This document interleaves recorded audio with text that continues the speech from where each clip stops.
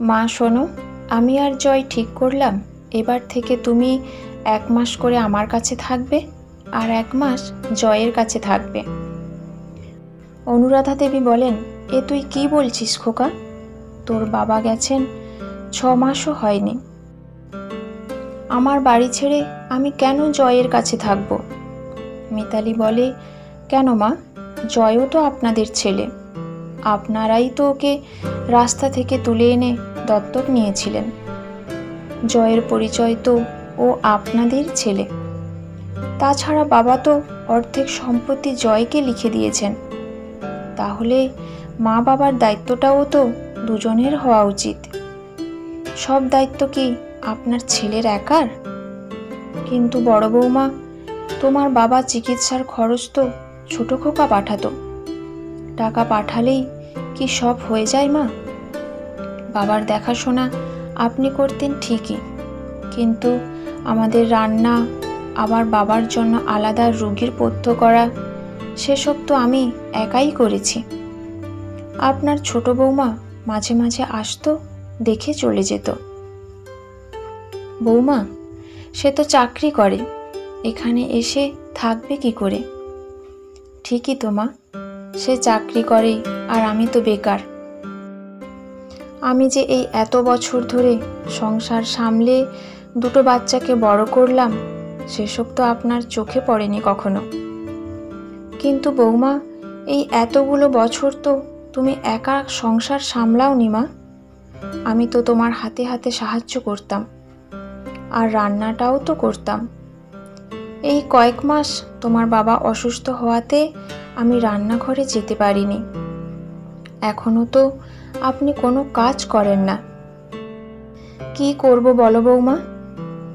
এতগুলো মাস রোগীর সেবা করতে করতে আমার শরীরটা খুব ভেঙে গেছে, পায়ে ব্যথা, তার উপর বিশ্রামের অভাবে হাত পা কাঁপে। তা মা, আমি তো আপনাকে কোনো কাজ করতে বলছি না।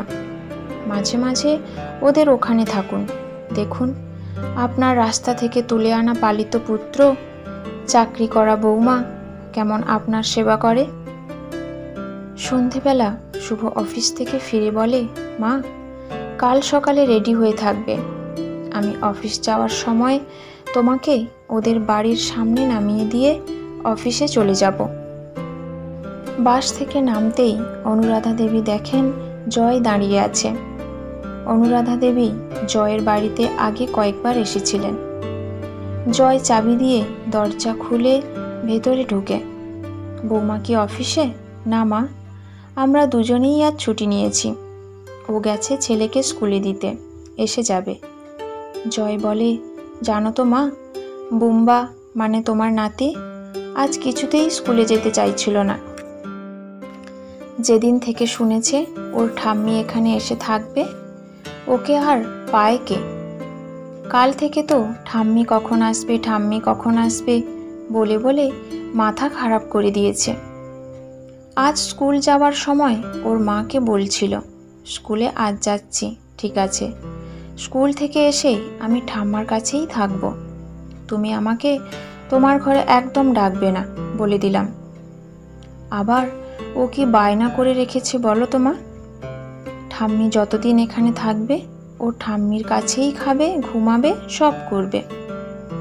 অনুরাধা দেবী জয়ের কথা শুনে হাসতে হাসতে বলেন, আসুক দাদুভাই স্কুল থেকে, ওর যা যা আবদার আমি সব মেটাবো। ওর কি দোষ বল? ছোট থেকে তো ও আমার কাছে তেমন কোনো আবদার করতেই পারেনি। সে তোমাদের নাতি ঠাম্মার ব্যাপার, তোমরা জানো। আচ্ছা মা, তুমি এই ঘরে থাকবে, পাশেই বাথরুম আছে, তোমার কোনো অসুবিধা হবে না। নাও, এখন তুমি বিশ্রাম করো। দরজা খোলার আওয়াজ পেয়ে জয় বলে, শিলা, এ ঘরে এসো। মা, আপনি এসে গেছেন? ঠিক আছে, আমি জলখাবারের ব্যবস্থা করি। মা, আপনার কোনো খাবারের অসুবিধা নাই তো? না ছোট বৌমা, সব কিছুই খাই, তবে বেশি তেল মশলা সহ্য করতে পারি না। ঠিক আছে, আমি আসছি। আপনি ততক্ষণ কাপড় চেঞ্জ করে হাত ধুয়ে আসুন। এই নিন, দেখুন তো মা, আপনার পছন্দ হয় কি না। 3টে প্লেটে সেঁকা পাউরুটি মাখন দিয়ে আর কয়েক টুকরো আপেল, শসা, পেঁপে, কলা আর একটা সন্দেশ। তোমরা এখনো জলখাবার খাওনি? সকালে চা বিস্কুট ছাড়া আমরা কিছু খাওয়ার সময়ই পাই না। সে কি রে, সকালে খাবারটা না খেলে শরীর ঠিক থাকবে কি করে? মা, আমরা সকালে ঘুম থেকে উঠে চা বিস্কুট খাই, তারপর বোম্বাকে দুধ কর্নফ্লেক্স দিয়ে ওর টিফিন করে ওকে রেডি করে আমরা 3জনে বেরিয়ে পড়ি। ওকে স্কুল বাসে তুলে দিয়ে আমরা অফিস চলে যাই। ক্যান্টিনে ব্রেকফাস্ট করে নেই। 11টার সময় কাজের মাসি এসে বাড়ির সব কাজ করে, রান্না করে রেখে 3টের সময় বোম্বা স্কুল বাস থেকে নামলে ওকে নিয়ে এসে খেতে দিয়ে টিউশনে দিয়ে ও বাড়ি চলে যায়। তারপর আমরা একে একে ফিরি। 8টার সময় আমি বা তোমার বৌমা বোম্বাকে টিউশন থেকে নিয়ে আসি। তারপর তোমার বৌমা ডিনার রেডি করে আর আমি সেই সময় বোম্বার পড়াশোনার কিছু প্রয়োজন হলে দেখিয়ে দিই। এভাবেই আমাদের সংসার চলছে। মা, আপনি কি চা খাবেন? না ছোট বৌমা, আর চা খাবো না। মা, আজ তো আমার ছুটি, কি রান্না করব বলুন? তুমি যা রান্না করবে আমার ওতেই চলে যাবে। তা তোমার কাজের মেয়ে এলো না? ও তো আসে 11টার পর। অবশ্য আপনি যতদিন থাকবেন ওকে আমি 9টার মধ্যে চলে আসতে বলেছি। মা, এই হলো কনকদি। শিলা বলে, কনকদি, আজ তো আমি বাড়িতে আছি, কাল থেকে বোম্বার সঙ্গে মায়ের সব দায়িত্ব তোমার, বুঝলে? কনক বলে, সে তোমায় কোনো চিন্তা করতে হবে না বৌদি, মাসিমার যত্নের কোনো ত্রুটি হবে না গো। এ কি মা, আপনি রান্নাঘরে এলেন, কিছু লাগবে আপনার? না গো বৌমা, যদি তোমাদের কাজে কিছু সাহায্য। এ কি কথা মাসিমা, আমি থাকতে আপনি আমায় সাহায্য করলে বৌদি আমাকে আস্ত রাখবে না। হ্যাঁ কনকদি, তুমি একদম ঠিক কথা বলেছ। মা, আপনি এখানে শুধু বিশ্রাম করবেন। হ্যাঁ, যদি আপনার বাইরে হাঁটতে যেতে ইচ্ছা করে তাহলে বিকেলে কনকদির সঙ্গে যাবেন, একদম একা একা বাইরে যাবেন না। এভাবেই 1 মাস নিজের ছেলের কাছে আর 1 মাস পালিত ছেলের কাছে, এভাবেই চলছিল অনুরাধা দেবীর জীবন। ছোট্ট বোম্বাকে নিয়ে বেশ ভালোই দিনগুলো কাটছিল তার। বছরখানেক পর, মা, জয়ের তো কালকে তোমায় নিয়ে যাওয়ার কথা। জয় আজ ফোন করে বলল জয়ের চাকরিটা চলে গেছে, ও একটা অন্য চাকরির ব্যবস্থা করে তবেই তোমাকে নিয়ে যাবে। কটা দিন দেরি হবে। বড় বৌমা বলে, তা সে কথা কতটা সত্যি সেই জানে। এ তুমি কি বলছো বড় বৌমা? জয় কেন মিথ্যা কথা বলতে যাবে? সে আপনার পালিত ছেলেই জানে।